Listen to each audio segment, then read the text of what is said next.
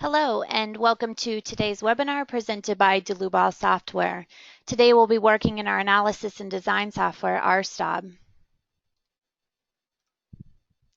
The topic for today's webinar is nonlinear time history analysis with machine-induced vibrations. My colleague Gerlin Schubert will be your presenter. She's a product and customer support engineer located in Leipzig, Germany. My name is Amy Heilig. I'll be your moderator. I'm the CEO of the U.S. office and also a technical support and sales engineer located in Philadelphia, Pennsylvania. Finally, my colleague Stefan Frenzel will be answering any questions you may have. He's a product and customer support engineer located in our Leipzig, Germany office. If the control panel does seem to get in your way when you logged into this GoToWebinar, feel free to show or hide that with the orange arrow up at the top. We always want to encourage everyone to ask questions throughout the webinar. You can do so within this same dialog box. If by chance we don't get to all your questions, we will certainly send you a follow-up email afterwards. So regarding the content for the next hour today, I want to quickly go over the overview and features of our DYNAM Pro modules within our main programs RFM and RSTAB. And today we'll be focusing on the linear and nonlinear time history analysis within these same DYNAM Pro modules. We'll move on to an example within RSTAB. This will be machine-induced vibrations on a structure. We'll take a look at the natural frequency analysis as well as the deactivation of tension-only members. From here, we'll move on to a linear time history analysis and see how resonance affects this same structure. And lastly, moving on to nonlinear time history analysis, we'll see how we can take into account those nonlinearities such as tension-only members and failing supports. So we have several modules when it comes to dynamics within our main programs RSTAB and RFM. The first is DYNAM Pro Natural Vibrations. So this is a prerequisite for any of our other dynamic modules. We must determine what the natural mode shapes and frequencies of our structure are. From here, we can move on to DYNAM Pro Force Vibrations. Now this allows us to run a linear time history analysis within the program. You can see this graph here is a time course monitor. So this is for a tension-only member, and we're viewing the normal forces for that member. Now, because this is linear time history analysis, you'll see both tension and compression forces within this tension-only member. Now, we can also perform a response spectrum analysis. We won't be getting into this portion today, but just to let you know that is available as well. Now, recently added is the DYNAM Pro Nonlinear Time History. So this is a module extension to the Force Vibrations module. What this allows us to do is to take into account those nonlinearities. So as you can see, this is that same time course monitor shown here for that tension-only member. Because this is now a nonlinear time history analysis, we should no longer see those compression forces within the member. And as you can see in the time course monitor, we only see tension forces here. Lastly, we have our DYNAM Pro Equivalent Loads module. This allows us to perform a response spectrum analysis with the export of equivalent loads. We won't be getting into this module today, but just to let you know, we do have a couple other recorded webinars available on our website and our YouTube channel that we'd like to refer you to. Now, with that said, I want to go ahead and turn it over to my colleague Gerlin for the rest of the presentation today. Many thanks, Amy, for the introduction. So I will start straight away and give you some more details to the DYNAM Pro modules and especially the time history solvers. Let's start with the DYNAM Pro Natural Vibrations. So as the name says already, this is for analyzing frequencies and mode shapes. You can import masses directly from load cases, and you can combine masses and mass combinations. You have different mass matrix available, but the most important thing for today is the stiffness modification feature that I want to show you today. We want to use this to study some failure of tension members. So how are frequencies actually changing when tension members are available or when we deactivate them? So The eigenvalue analysis is a linear analysis, and this means all the tension members are replaced by truss members. They can cope with compression as well. And to study changes in frequencies, you have to act here you have to do things manually here. You have to deactivate these members. And this is what I want to show you with the DYNAM Pro natural vibrations today in the example that follows. And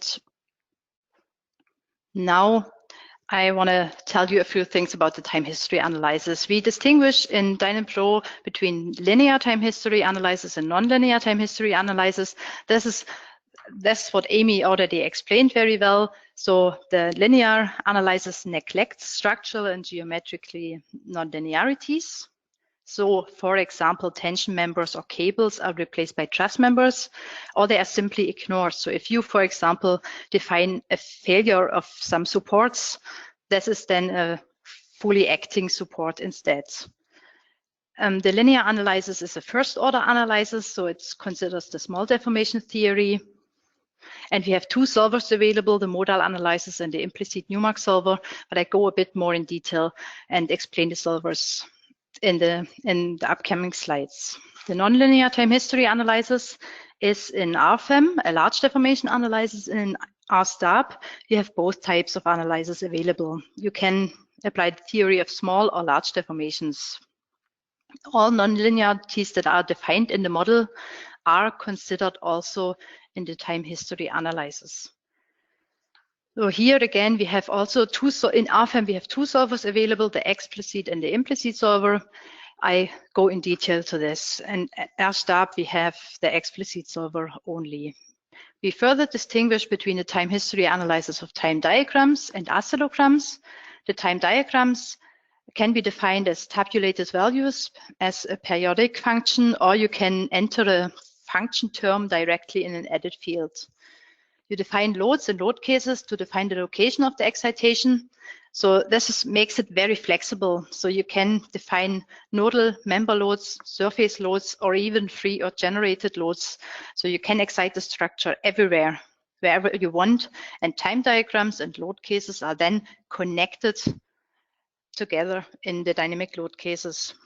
And using this, you can even simulate an excitation that varies not only over time, it can also vary over position.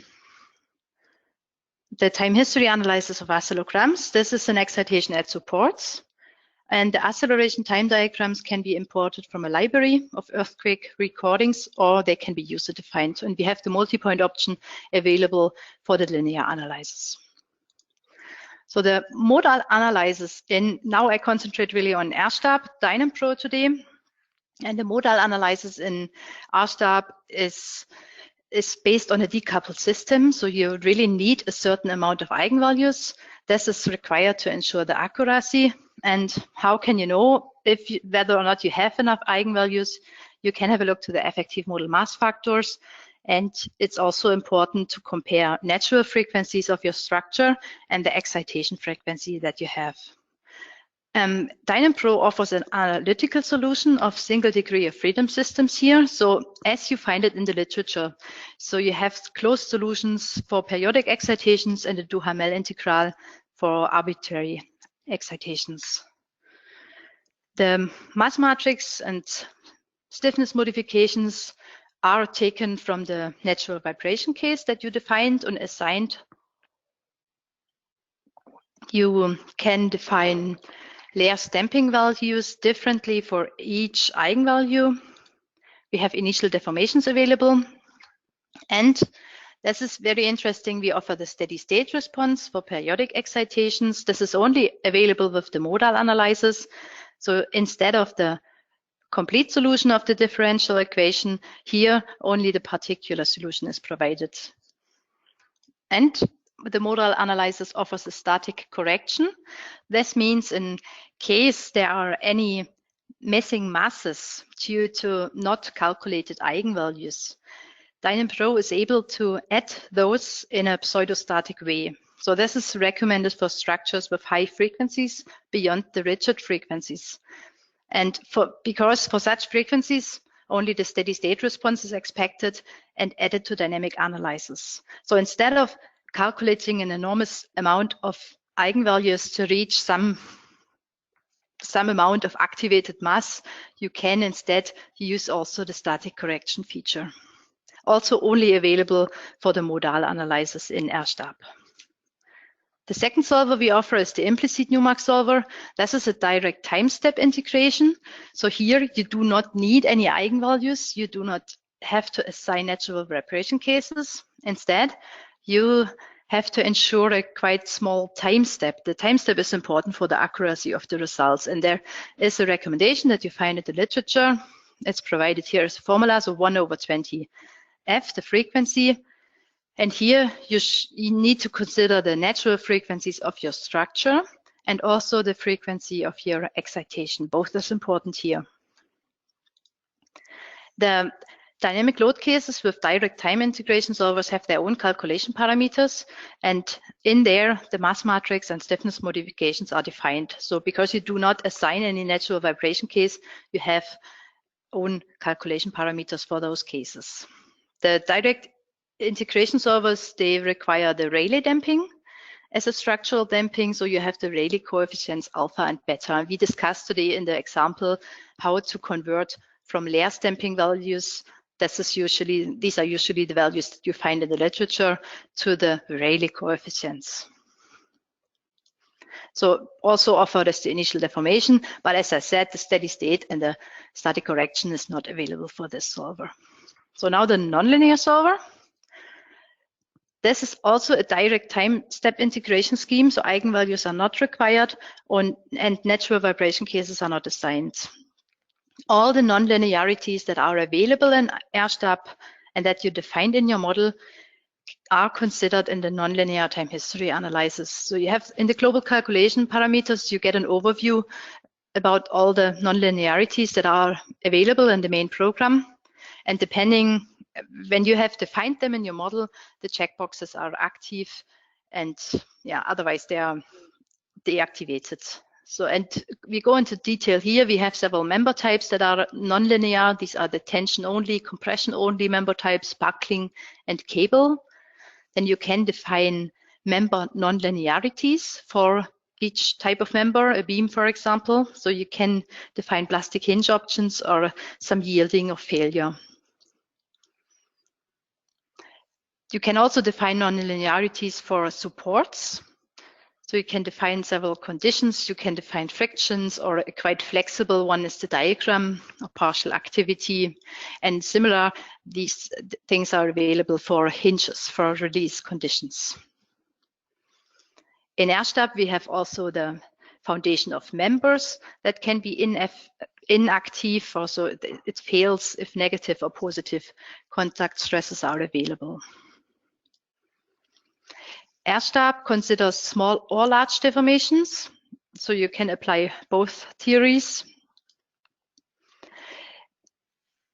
And the RSTAB solver is explicit, but it contains some elements of an implicit solver to stabilize the solution.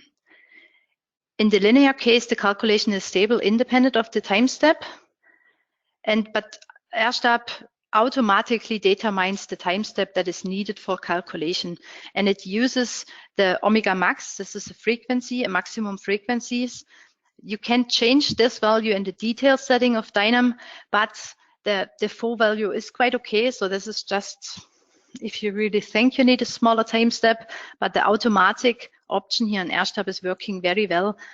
And when nonlinearities are defined during the calculation steps, RSTAB is able to reduce the time step further. It's automatically reduced as soon as nonlinearities are detected.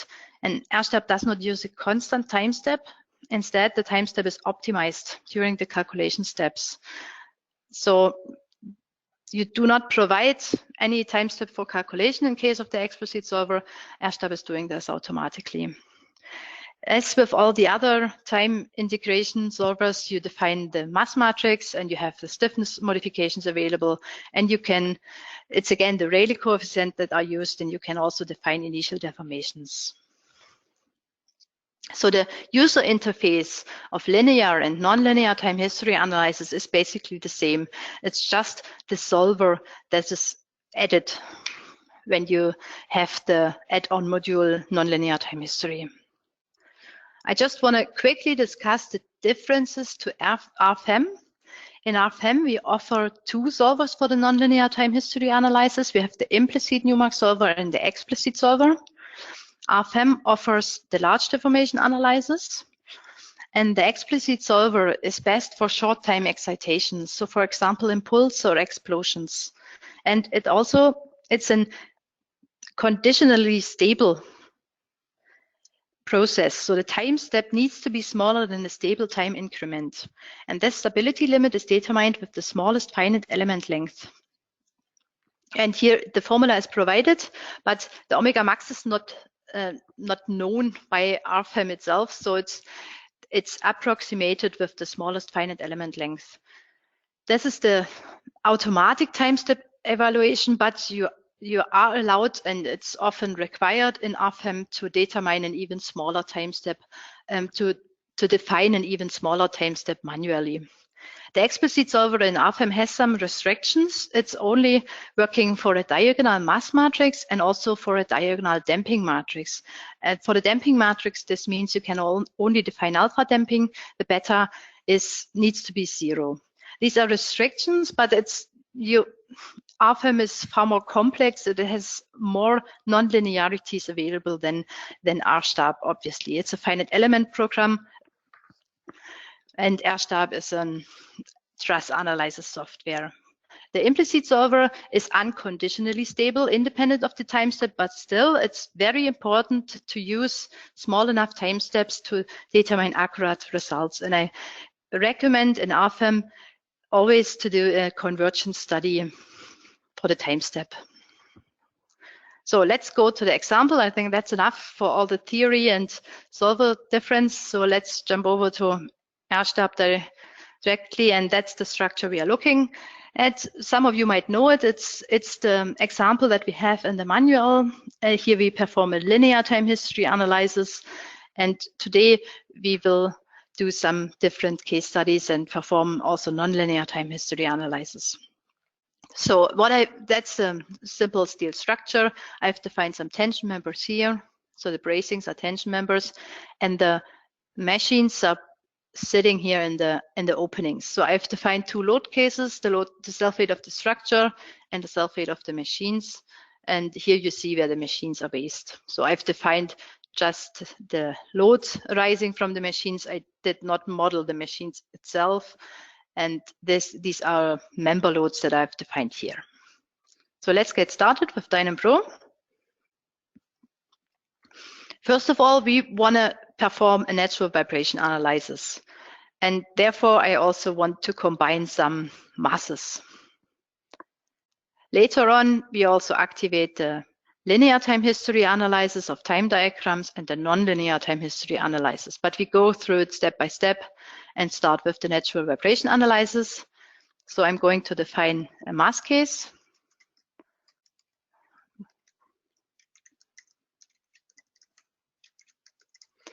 That's the first one, and I do not want to consider the self-weight automatically here. I want to import a load case because in the load case 1, there are some additional loads defined. And the second load case, mass case, sorry, is the self-weight of the machines.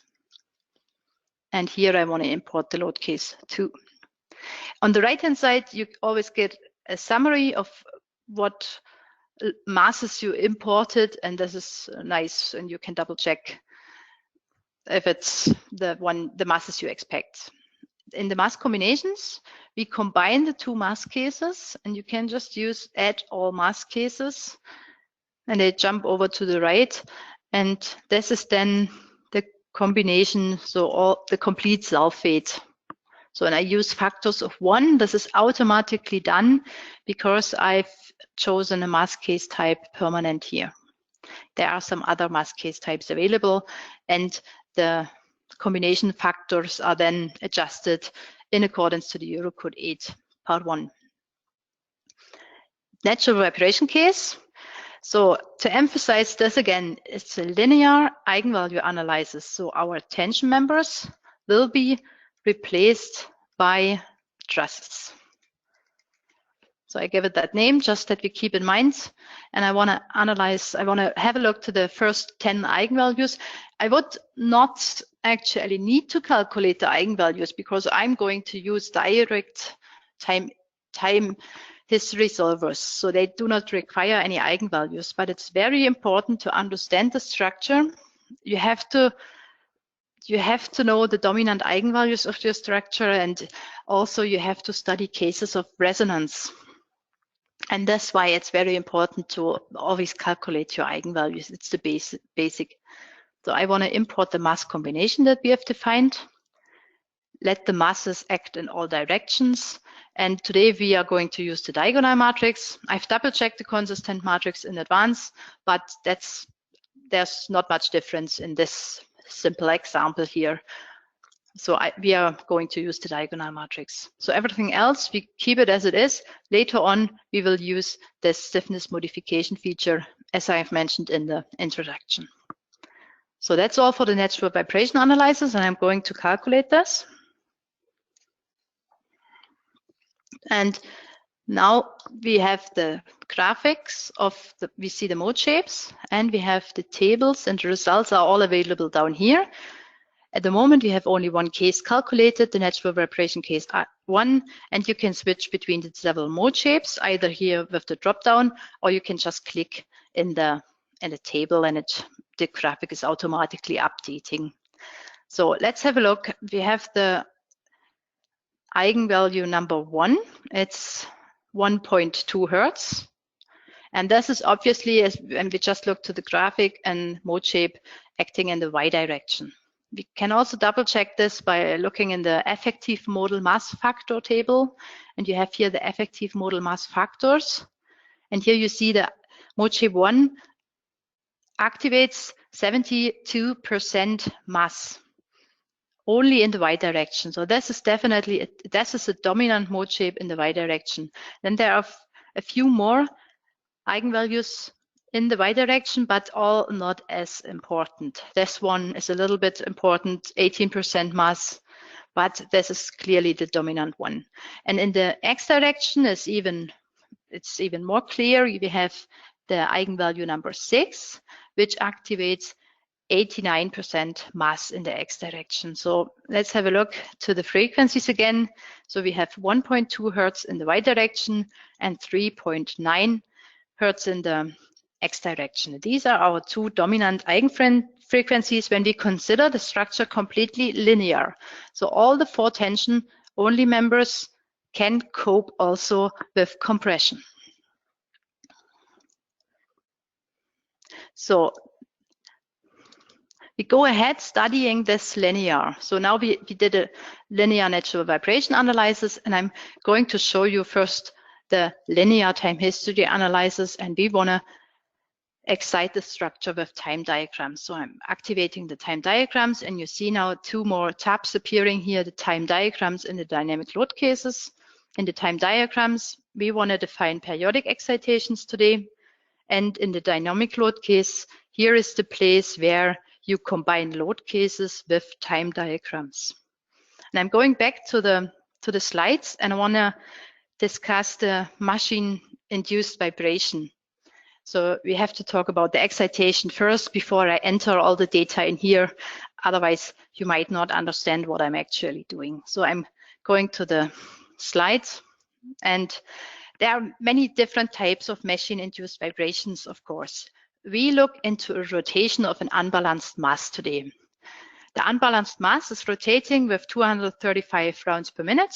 It has a mass of half a ton, and the eccentricity is 0.65 millimeter.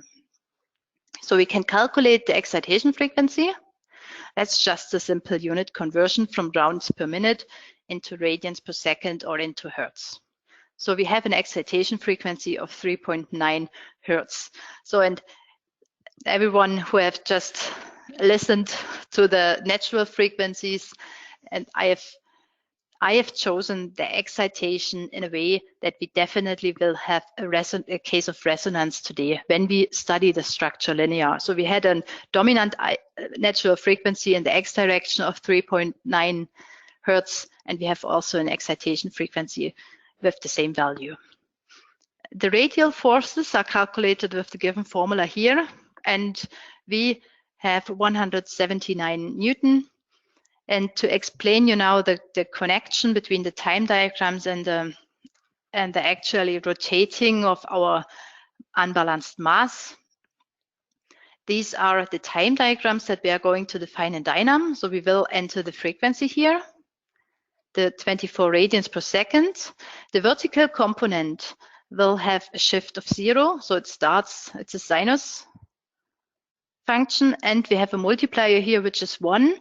This is really a multiplier which multiplies the time diagram with the load in the load case. So it's up to you whether you have a value in here which is unequal 1 or in the load case. I decided having a multiplier of 1 in DYNAM and define the 179 Newton in my load case.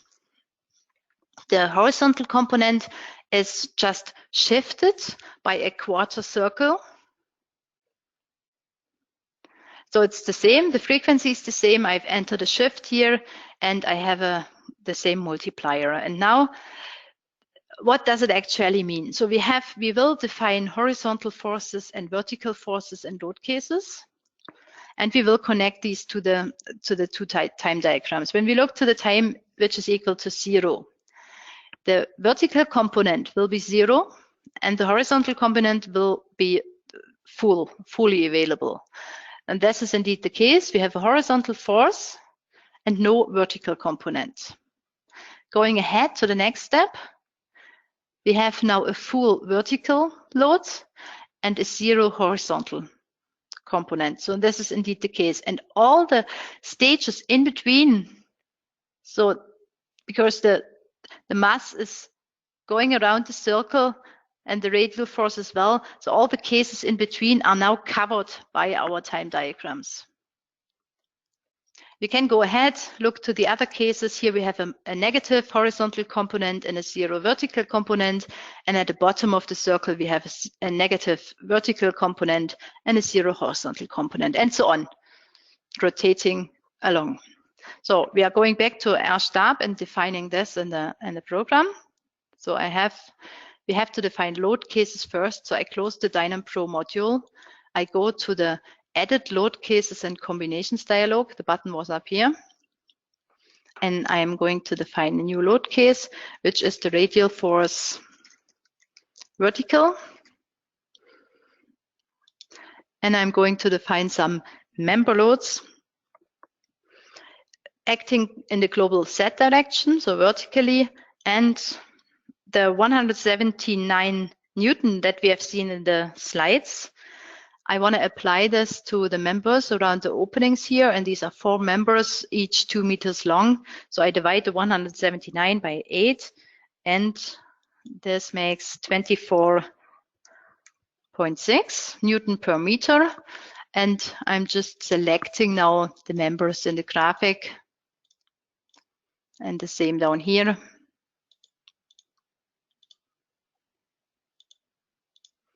And just right-click to finish this process. And I'm going again into the Edit Load Cases and Combinations dialog and copy my load case that I've just created. I copy it. I change the comment up here to horizontal. And all I have to do now is changing my loads. So we have table 3 here that contains all the loads, and we have defined member loads. And you can either directly change it here, that's the easiest. We just change the direction here in X, global and X direction. You could also double click on the row and the dialog would open again. So it's now acting global in global X direction. So we have defined now the loads. So we have defined the location of our dynamic excitation. We have a vertical radial force and a horizontal radial force. And we go back to DYNAM and define the time diagrams as we have seen it in the slide. So we have the vertical component.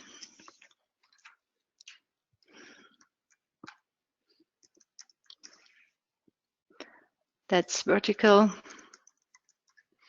And I copy this and define the horizontal. And this is just a shift here. You can also enter it in degrees if you prefer. So you have the unit and decimals dialog down here, and you could change it to degrees.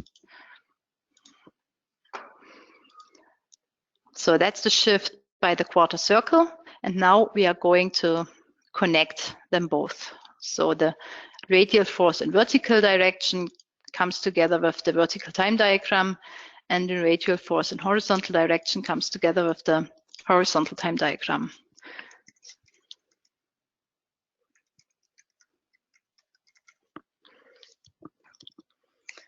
So we have to do a few more settings for the linear time history analysis. We want to use the linear implicit Newmark solver today. And here in the time history analysis tab, we still have to define the time steps for saving and also the time steps for calculation. I want to save time steps every 0.01 seconds, and I want to perform the analysis up to 10 seconds.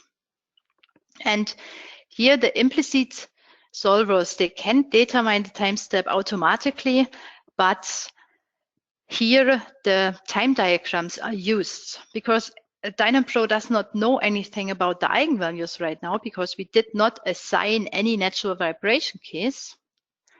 It can only use the time diagrams for evaluating here the automatic time step.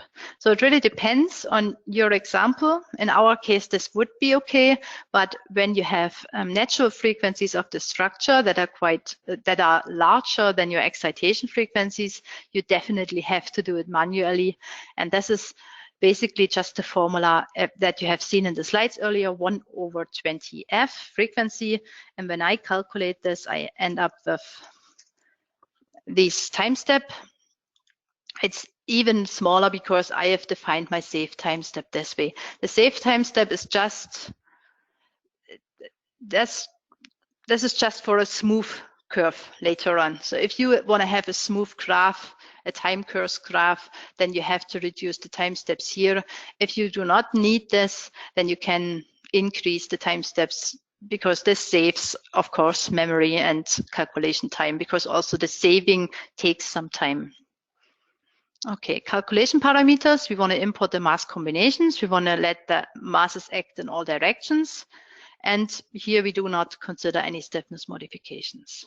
The damping, this is another topic that we have to discuss before we perform the calculation. In the literature, you usually find layers damping values, and I want to damp my structure with 1% layers damping today. And so I have to calculate the Rayleigh coefficients myself because I have dominant frequencies, which is the first one and the sixth one.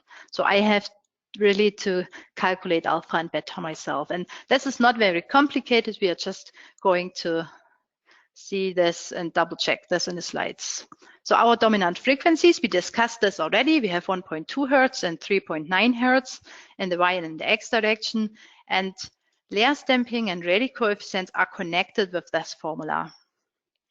And all we have to do now is entering all the values we know. And I want to achieve 1% layers damping. And I just enter my frequencies, so in radians per second, because that's omega here, that's the angular frequency.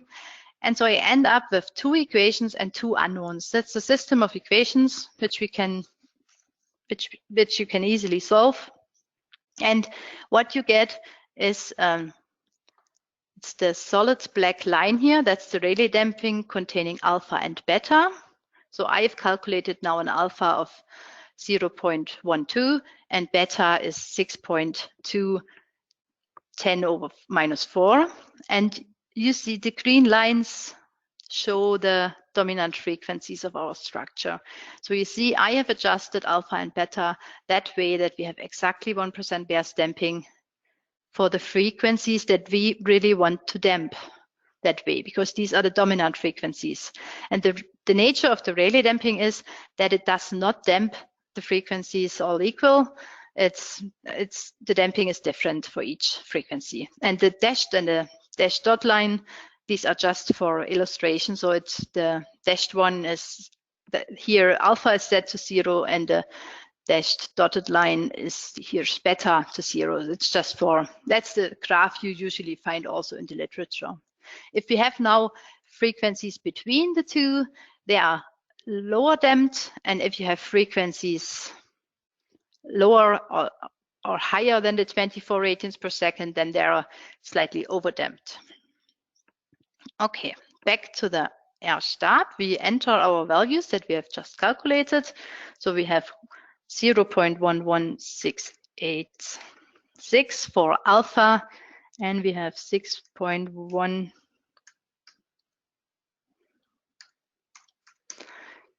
10⁻⁴ for beta. And now we are ready to calculate the linear time history analysis.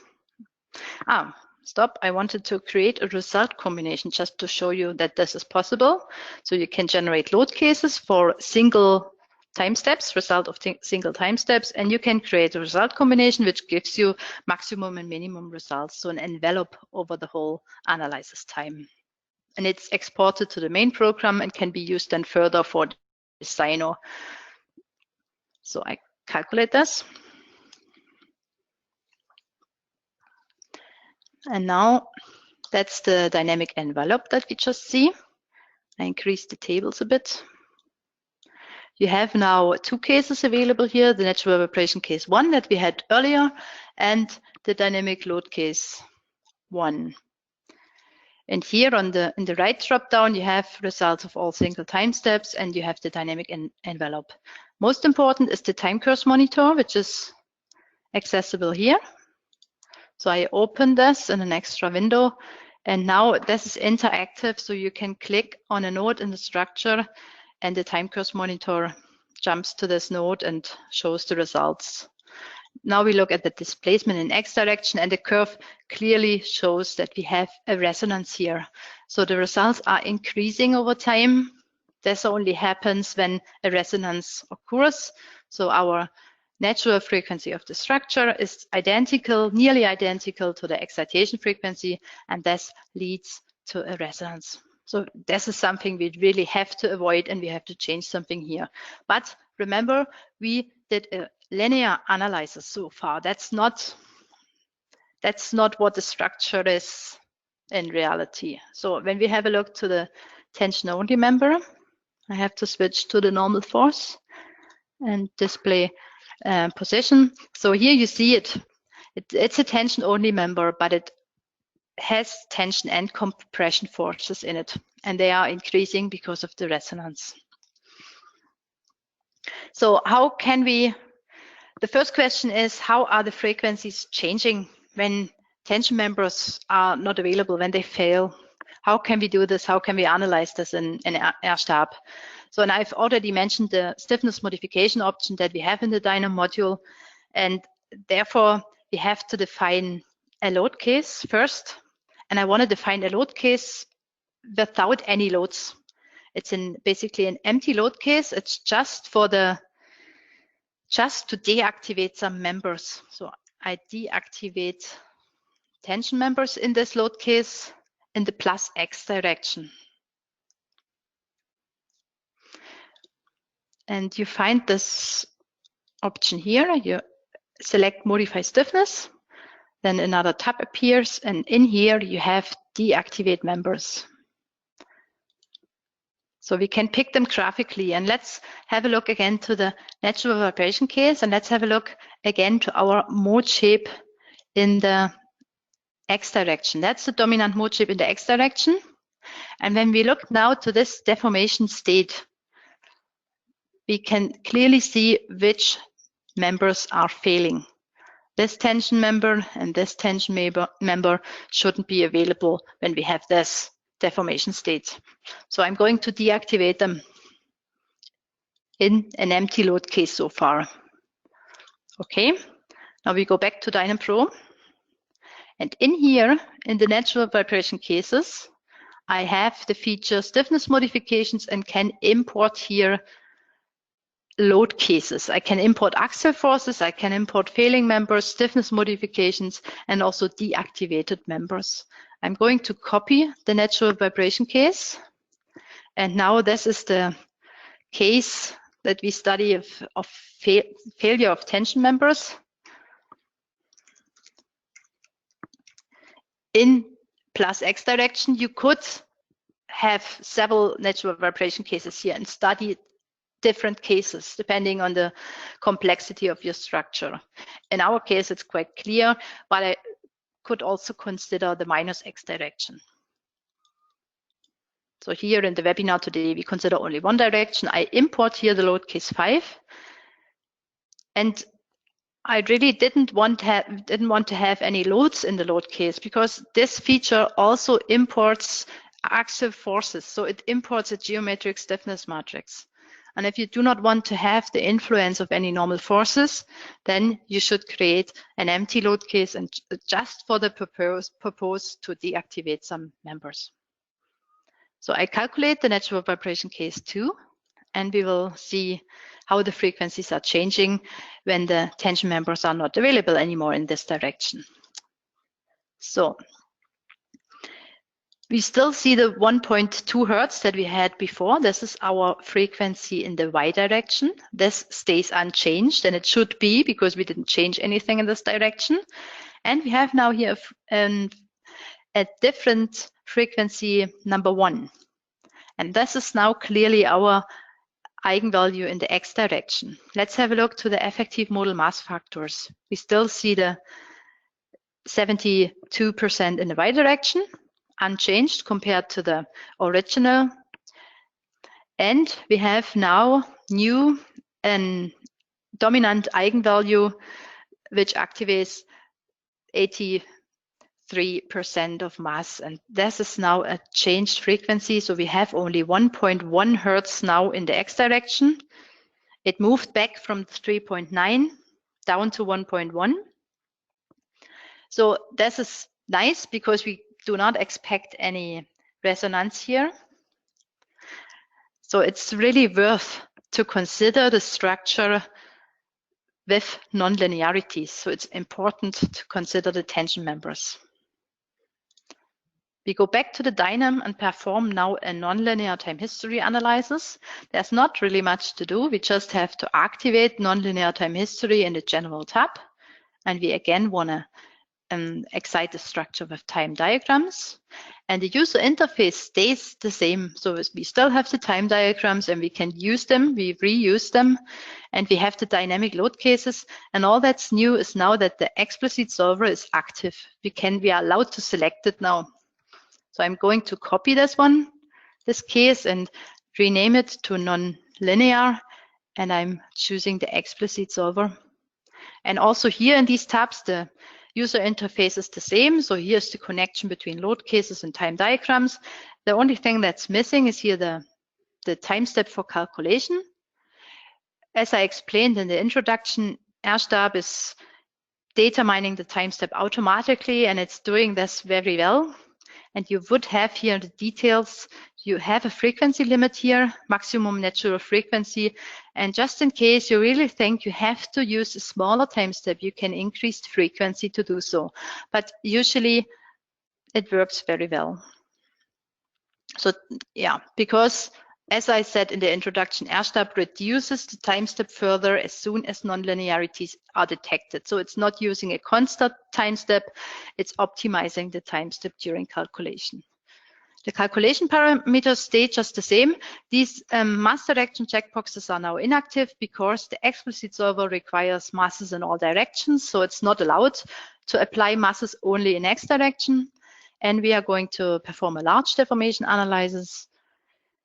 And I want to keep the Rayleigh damping as it is because, as I said earlier, we have just the damping is slightly lower in the frequency range in between. So it's just expected that the structure is slightly lower damped than it was before, and this is on the safe side, so I'm going to keep it. But of course, you can again do the same calculations as we just did and adjust the Rayleigh damping. I calculate this. This takes now a little bit longer than before. Obviously, it's now a nonlinear analysis, and the time step is smaller than for the linear analysis, but still, RSTAB is calculating it quite quickly.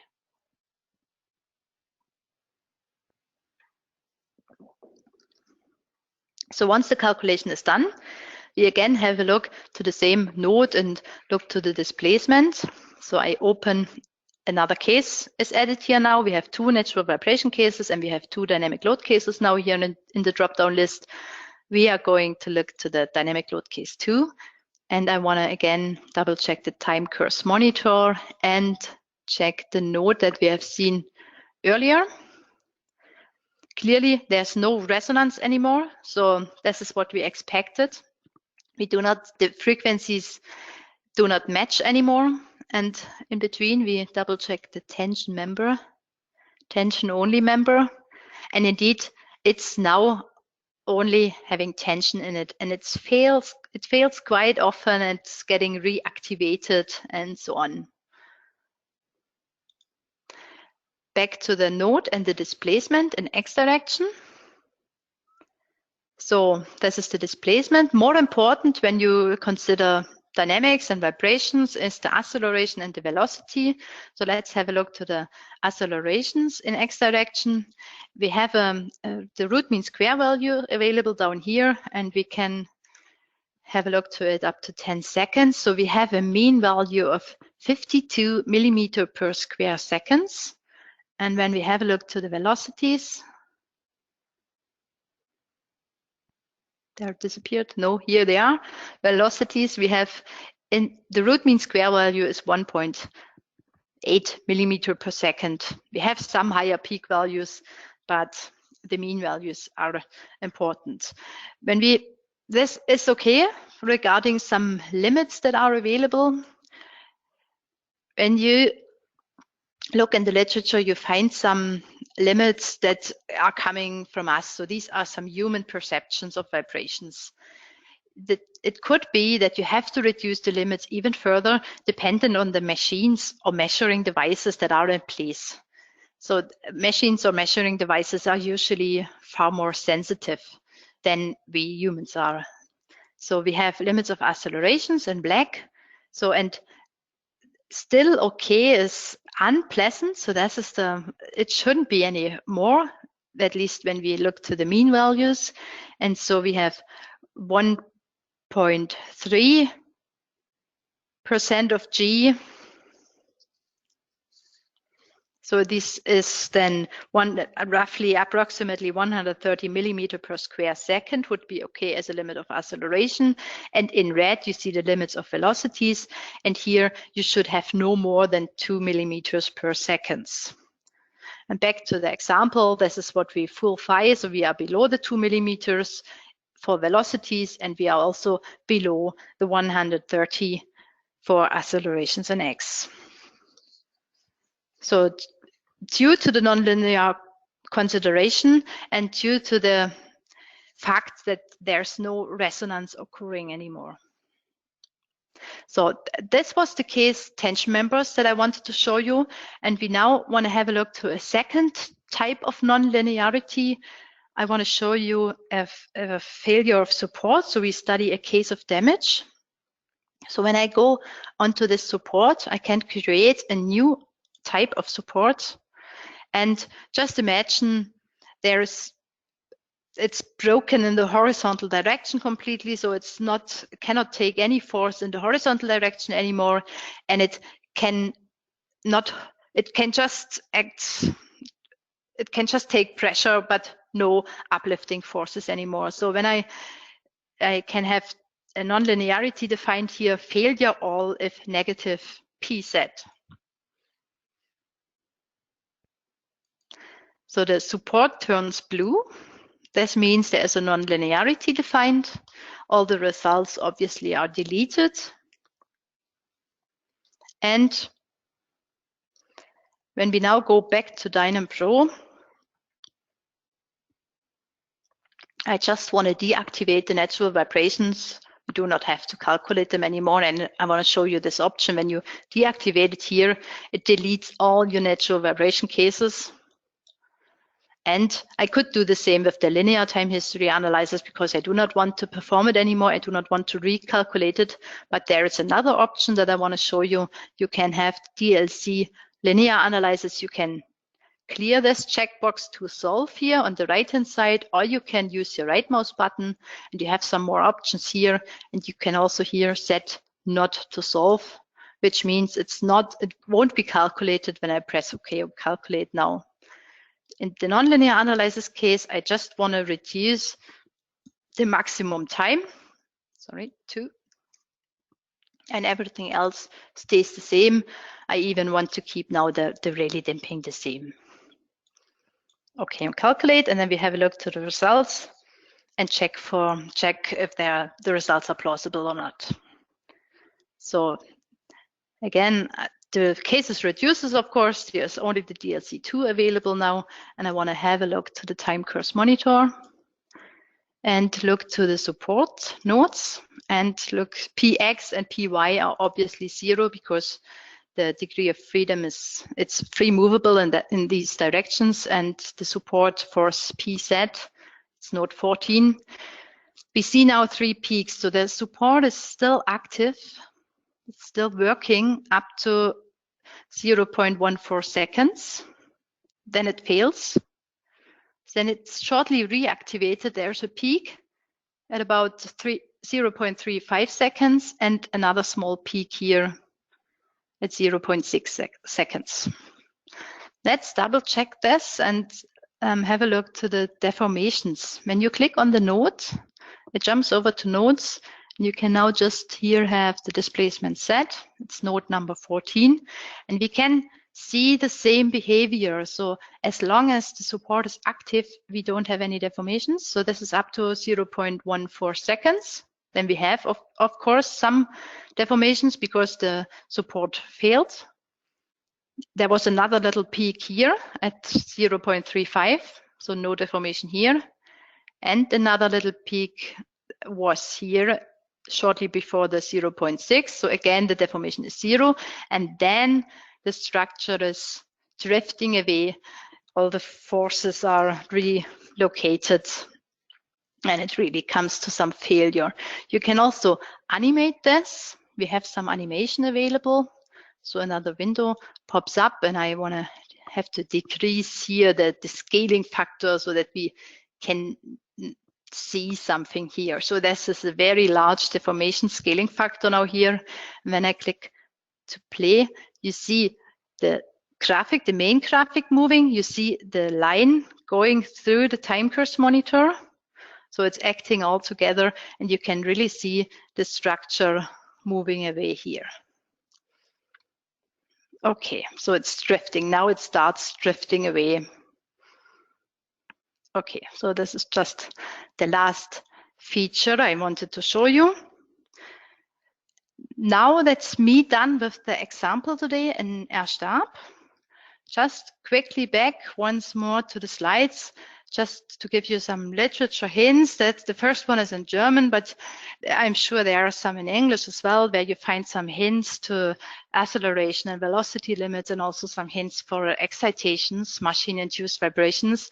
The two, Bata and Chopra, these are theoretical books where you find some more information about the solvers. And of course, we have the manual, which is still from October 2007. It's just in the updating process.